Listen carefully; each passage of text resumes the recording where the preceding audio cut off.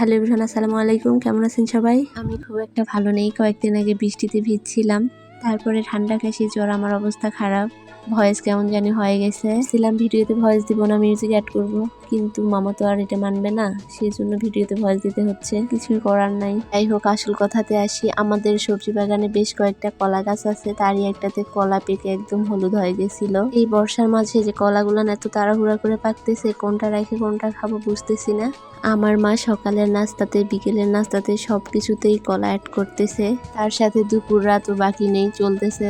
সবকিছুর সাথে ট্রাই করা হয়েছে, শুধুমাত্র চায়ের সাথে বাকি ছিল। আমার মা সুযোগ পেলে ওটার সাথে ট্রাই করাই দিত।